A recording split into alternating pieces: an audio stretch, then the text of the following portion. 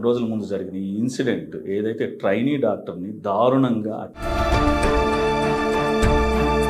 అక్కడ చదివే అమ్మాయికి నేను క్లాసెస్ చెప్పాను ఒక అమ్మాయి. సో నాకు చెప్పింది అనమాట అమ్మాయి.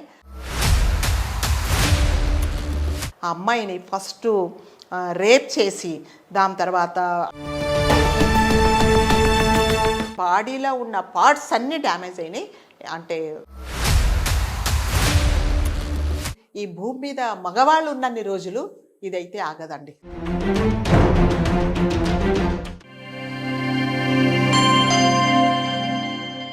వెల్కమ్ టు ధాత్రి. ఈరోజు మనతో ఉన్నారు language trainer and motivational speaker Vijaya Bangaru. Madam, welcome to Dhatri. బాగున్నారా చైతన్య గారు? బాగున్నాను మేడం. యాక్చువల్గా ఒక సీరియస్ ఇష్యూ, దీని మీద ఎన్నిసార్లు డిబేట్ జరిగినా ఇది మాత్రం ఎప్పటికీ ఒక బర్నింగ్ టాపిక్ మేడం.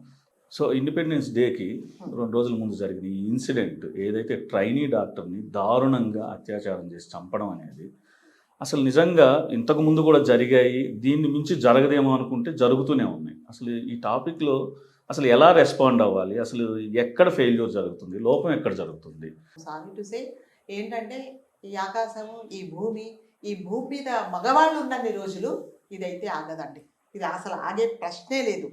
ఎందుకంటే ఎప్పటికప్పుడు న్యూస్ ఎలా అవుతుందంటే నిన్న ఏదో పెద్ద ఇన్సిడెంట్ జరుగుతుంది, ఇవాళ చెప్పుకుంటారు, రేపు చెప్పుకుంటారు, నెక్స్ట్ డేకి ఇంకొకటి కూడా రెడీగా. అది కూడా ఏంటి, అమ్మాయిలను చంపడం, అమ్మాయిలను రేప్ చేయడం అనేదే జరుగుతూ ఉన్నది. సో దేనికి ఒక ఎండింగు, దేనికి ఒక సొల్యూషన్ కనుక్కుందామని ఎవ్వరూ అనుకోవట్లేదు. సో ఇప్పుడు ఏమంటున్నారంటే మేము రేప్ చేసిన వాడిని పట్టుకున్నాము, సో మా డ్యూటీ మేము ఎఫిషియెంట్గా చేసామని పోలీసు వాళ్ళు. దాని తర్వాత ఒకవేళ ఇది జరిగింది కదా, నెక్స్ట్ టైం ఒకటే, ప్రతిసారి వీళ్ళు సంఘటన జరిగితే ఒకటే అంటారు, నెక్స్ట్ టైం జరగకుండా చూసుకుంటాము. సో మా అమ్మాయికి జరిగింది ఇంకొక అమ్మాయిలకు జరగకుండా మీరు చూడండి అంటారు. మా అమ్మాయిలకు జరిగింది అమ్మాయిలకు జరగకుండా వేరే వాళ్ళకి జరగకుండా అని అంటున్నారు, కానీ ఏం చూస్తున్నారు చెప్పండి? ఏమీ చేయట్లేదు. సో మీరు అన్నట్టుగా ఇతను ఈ హాస్పిటల్లో జరిగింది మాత్రం కంప్లీట్గా ఇది అడ్మినిస్ట్రేషన్ ఫెయిల్యూర్, అంతే కదా, సెక్యూరిటీ ఫెయిల్యూర్. సో అతను ఇంకొకటి అంటే నాకు తెలిసినంత మట్టుకు అతను స్టాఫ్ కాదండి, అతను అక్కడ పనిచేసే అతను కాదు, ఏం కాదు. సో వాడు ఏంటంటే ఒక సైకో అనమాట. సో జనరల్గా మీకు నాకు అందరికీ తెలిసిందంటే ఎక్కడికైనా సరే మనం ఒక చోటికి వెళ్తూ ఉన్నప్పుడు చాలా సెక్యూరిటీ మెజర్స్ ఉంటాయండి. మీరు ఎవరి కోసం, ఇప్పుడు సపోజ్ నేను మీ స్టూడియోకి వస్తే నేను డైరెక్ట్గా ఐ కాంట్ ఎంటర్, అవునా, కింద మేడం ఎక్కడికి వెళ్ళాలంటారు, నేను చైతన్య గారిని కలవాలంటాను, చాలా స్టెప్స్ ఉంటాయి నేను వచ్చి మిమ్మల్ని కలవాలంటే. సో అట్లాగనే హాస్పిటల్స్లో కూడా మన వాళ్ళు ఎవరైనా హాస్పిటల్స్లో ఉంటే మనం లోపలికి వెళ్ళాలంటే మనం డైరెక్ట్గా వెళ్ళలేము. ఎక్కడి నుంచో దాని ఒక టైమింగ్స్ ఉంటాయి, విజిటింగ్ అవర్స్ ఉంటాయి, అన్నీ ఉంటాయి. మరి అవన్నీ ఏమి లేకుండా అర్ధరాత్రి అమ్మాయి పాప ట్రైనీ డాక్టర్ అండి, 31 years అనుకుంటాను నాకు తెలిసి. సో తను డ్యూటీ అయిన తర్వాత she was taking rest in seminar హాల్లో రెస్ట్ తీసుకుంటూ ఉన్నప్పుడు ఎవరైతే యూజ్లెస్ ఫెలో వచ్చాడు. అసలు ఎలా వచ్చాడు? ఇప్పుడు అంటే ఈ సెక్యూరిటీ ఇదంతా ఏంటంటే సెక్యూరిటీ లేదు, ఫస్ట్ ఆఫ్ ఆల్ అక్కడ సెక్యూరిటీ లేదు. సో ఇంకొకటి పోనీ ఒకవేళ వార్డ్ బాయా, లేకపోతే కంపౌండరా, లేకపోతే ఇంకెవరైనా ఆఫీస్ స్టాఫా, హాస్పిటల్కి సంబంధించిన మనిషే కాదు అతను. Is completely different person to the hospital. అసలు హాస్పిటల్కి అతను సంబంధమే లేదు. అసలు ఎలా వచ్చాడు అనేది ఎవరు దాన్ని చూడట్లేదు. అంటే ఈ రకంగా చాలా చాలా అంటే అన్యాయంగా, చాలా క్రూయల్గా ఆ అమ్మాయిని ఫస్ట్ రేప్ చేసి దాని తర్వాత అది అనుకుంటే తెల్లవారుజామున జరిగిందండి. అది బిట్వీన్ 3:30 to 5 o'clock మధ్యలో. మరి ఒక అమ్మాయిని అలా రేప్ చేస్తున్నప్పుడు ఎంత భయంకరమైన నరకం అనుభవించి ఆ అమ్మాయి అరిచిందో. అంటే చుట్టుపక్కల ఎవ్వరూ లేరు. ఒక హాస్పిటల్లో ఎంతమంది అంటే పేషెంట్స్ ఉంటారు. దాంట్లో ఒక సెమినార్ హాల్ అంటే అదే పెద్ద మూసేసి మొత్తం జైలు లాగా ఉంటదండి. గ్లాస్ డోర్స్ ఉంటాయి, దాని తర్వాత కెమెరాస్, దట్టు వాడికి ఎంత ధైర్యం ఉంటే అమ్మాయి దగ్గరికి వెళ్ళండి. ఒక రోగి దగ్గరకో, ఒక అటెండర్ దగ్గరకో, ఒక అనామకురాల దగ్గరికి వెళ్తే ఎందుకు వెళ్తాడంటే వాడికి ధైర్యం అనడా, ఒక డాక్టర్ దగ్గరికి వెళ్ళాడు వాడు. అంటే వాడు ఇంతకంటే ముందు వాడికి ఆల్రెడీ తెలుసు అనమాట ఈ హాల్ ఎలా ఉంటుంది. సో ఇక్కడ అదేంటి సేఫ్టీ మెజర్స్ ఏమీ ఉండవు, సో నేను సేఫ్ అని అనుకొని అతను వెళ్ళాడు. ఎవరైనా బయట వాడు వచ్చి సడన్ గా ఒక డాక్టర్ని ఎలా రేప్ చేస్తాడండి? చేయలేదు కదా. ఒక డాక్టర్ దగ్గరికి వెళ్ళి మాట్లాడడానికే మనకి చాలా టైం పడుతుంది. అలాంటిది వాడు వచ్చి రేప్ చేశాడు అంటే వాడికి ఆల్రెడీ తెలుసు అనమాట. సో అంతకంటే ముందే వాడు ఎప్పుడో హాస్పిటల్లో తిరిగాడు, ఇవన్నీ చూశాడు. ప్లాన్గా చేశాడనమాట ఇది. అంటే ఆ అమ్మాయినే కాదు, ఎవరో ఒకరు వస్తారు, ఎవరో ఒకరిని ఇది చేస్తారు. ఎందుకంటే నాకు తెలిసినంత మటుకు 2 days ఏగో అతడు ఒక ప్రాస్టిట్యూషన్స్ దగ్గరికి వెళ్ళేసి వాడు ఆలోచనలన్నీ ఇంకా అదే క్యారీ ఫార్వర్డ్ చేసుకొని వచ్చాడు. సో వచ్చిన తర్వాత ఈ పని చేశాడు. సో అంటే ఇప్పుడు మనం బాధపడాల్సింది ఏంటంటే అమ్మాయిలు ఎక్కడ పని చేయలేదన్నమాట. ఎక్కడ ముందుకు రావద్దు. అంటే ఇంతకు ముందు ఒక 40-50 ఏళ్ల క్రితము అమ్మాయిలు బయటికి వెళ్ళకూడదు అని ఉండేది. మళ్ళీ రావాలేమో మరి అంటే మగవాళ్ళందరూ అది కోరుకుంటున్నారేమో, నాకైతే తెలియట్లేదు.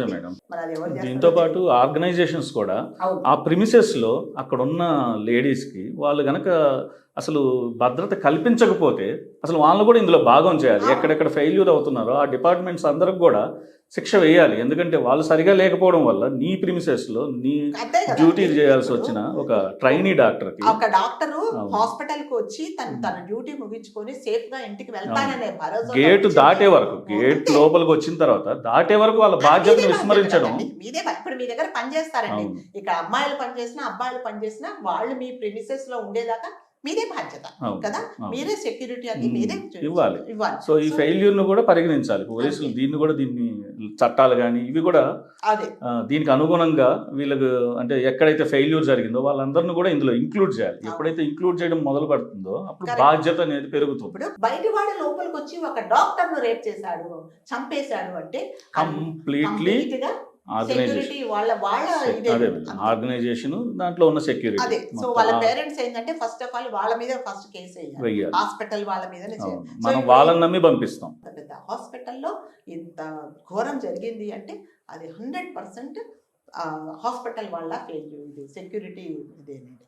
కాబట్టి వీటన్నిటికీ మనం ఆలోచించాల్సింది ఏంటంటే దయచేసి తల్లిదండ్రి ఫస్ట్ ఆఫ్ ఆల్ దీనికి కారణం తల్లిదండ్రి. వాళ్ళు జాగ్రత్తగా మీ పిల్లల్ని మంచి డిసిప్లిన్గా నేర్పించండి. అట్లాగే ఎవరైనా ఆడపిల్లలు మీ ఆర్గనైజేషన్లో పనిచేస్తున్నప్పుడు, హాస్పిటల్లో పనిచేస్తున్నప్పుడు, ఎంఎన్సీలో పనిచేస్తున్నప్పుడు మీరు వాళ్ళు మీ దగ్గర ఉండేంత వరకు మీరే బాధ్యత. అంతే, వాళ్ళు ఏదో కాపాడుతారని దాన్ని మర్చిపోవాలి. ఎవరైతే ఉద్యోగం చేస్తున్నారో లేకపోతే ఎవరైతే పొట్టకూటి కోసం బయటకు వస్తున్నారో మన సెక్యూరిటీని మనం కంప్లీట్ గా మనం చూసుకోవాల్సిందే. సెక్యూరిటీ లేకపోతే అసలు మీరు చేరకండి. ఇప్పుడు నేను చెప్పాను కదండి, నా అమ్మాయి చెప్తుంది మేడం, ఇంకా నేను మా మదర్ వాళ్ళు చెప్తున్నారు నువ్వు నైట్ డ్యూటీస్కి వెళ్ళకు చెప్తున్నారు. అంతే కదా, మీరు నైట్ డ్యూటీస్ సెక్యూరిటీ ఇవ్వరు. ఇండైరెక్ట్ గా అది మనకే ఎఫెక్ట్ అండి. నైట్ డ్యూటీస్ డాక్టర్స్ చెయ్యరు అంటే ఎమర్జెన్సీ వచ్చినప్పుడు మరి ఎవరు ఉండాలి?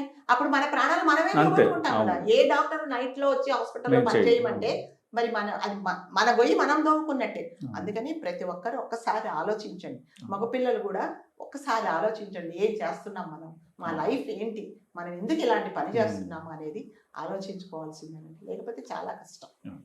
క్యాబ్ లో వెళ్తే క్యాబ్ డ్రైవర్ ఇలాంటి ఇన్సిడెంట్ చేయడం జరిగింది. అట్లనే ఒక కాలేజ్లో చూస్తే కాలేజ్లో ఇలాంటి ఇన్సిడెంట్, రోడ్డు మీద వెళ్తే ఈవెన్ అసలు టోల్ గేట్ మీద, టోల్ రోడ్ మీద పెట్రోలింగ్ జరుగుతుంటది, పోలీసులు తిరుగుతుంటారు. అసలు రోడ్డుకి పక్కన కొంచెం దూరంలోనే ఒక అమానుషం జరగడం. ఇదే కాదు, ఇప్పుడు వచ్చిన రిపోర్ట్స్ కూడా మేడం, ఇప్పుడు మెడికల్ రిపోర్ట్స్ చాలా దారుణంగా ఉంది. ఆవిడకి సంబంధించి ఆ స్పెట్స్ పగిలిపోయి కళ్ళలోకి వెళ్ళిపోయి అసలు ఆ నరకం అనేది ఇంకా అంటే బ్లడ్ వచ్చేసి బాడీలో ఉన్న పార్ట్స్ అన్ని డ్యామేజ్ అయినాయి. అంటే ప్రైవేట్ పార్ట్స్తో పాటు అంటే ఎంత నరకం అనుభవించి ఉంటుందండి. సో ప్రతి ఒక్కరు ఏమనుకుంటారు, ఏదైనానండి ఆ పెయిన్ నాకు వస్తే ఎలాగా, నా ఇంట్లో మనుషులకి ఇదే జరిగితే ఎలాగా అని ఆలోచించటం లేదండి.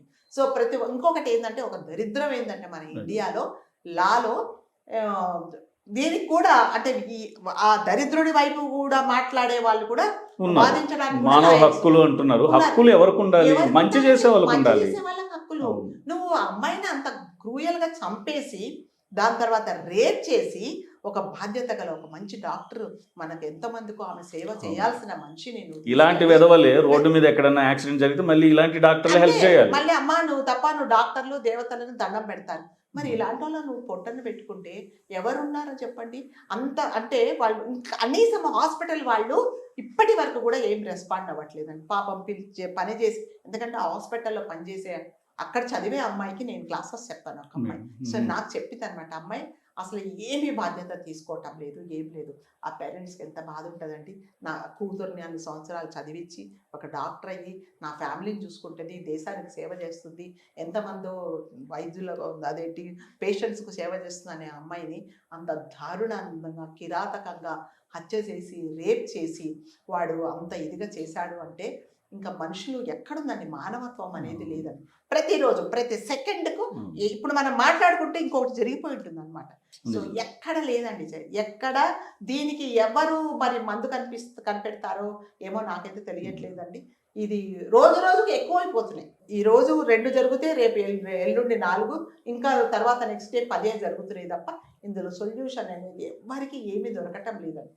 వీటన్నిటికీ కారణం ఏంటంటే యూట్యూబ్లు, దరిద్రాలన్నీ చూడడం. దాంట్లో ఇది పిల్లలు చూడొచ్చా, నా పిల్లలు ఏం చేస్తున్నారు, వీళ్ళ మైండ్లో ఏం తిరుగుతుంది అనేది తల్లిదండ్రులు కూడా ఎవ్వరు ఆలోచించటం లేదండి. ఇప్పుడు వాడు ఏదో చూస్తాడండి, వాడి మైండ్ అంతా అదే తిరుగుతుంటుంది. సో అక్కడ ఎదురుగుండా తల్లి కనిపించిందా, చెల్లి కనిపించిందా, ఇంకొకరు కనిపించారా అనేది అక్క చూడట్లేదు. వాడు అక్కడ చూసింది వాడు ఇమీడియట్ గా ఇంప్లిమెంట్ రిఫ్లెక్షన్స్ ఇవన్నీ అంటే మైండ్ అంత చెడిపోతున్నది అనమాట.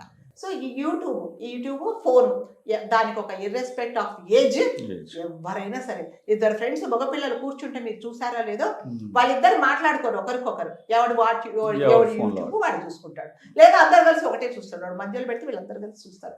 ఆ దరిద్రం ఏం చూస్తున్నారనేది తెలియటం లేదండి. పేరెంట్స్ కూడా ఏమి రిస్ట్రిక్షన్స్ లేదు, ఇష్టం ఏమంటే మా వాడు చదువుకుంటున్నాడు. పిల్లలకు విలువలు నేర్పించండి, మగపిల్లలకు కానీ ఆడపిల్లలకు కానీ ఎలా ఉండాలి, మనం ఏం చేయాలి, ఏం చేయకూడదు, ఏదైనా చేస్తే దీని కాన్సిక్వెన్సెస్ ఏంటి, దీనివల్ల మన కుటుంబము మన చుట్టుపక్కల వాళ్ళు ఎంత ఎఫెక్ట్ అవుతారు అనేది కూడా ఒక సబ్జెక్టుగా ఉంటేనే ఏవైనా పిల్లలు బాగుపడతారేమో. కానీ లేకపోతే ఇవి జరుగుతూనే ఉంటాయి. దీనికి there is no end for this. పిల్లలు స్కూల్కి వెళ్తున్నప్పుడు అమ్మాయిలతో జాగ్రత్తగా ఉండండి.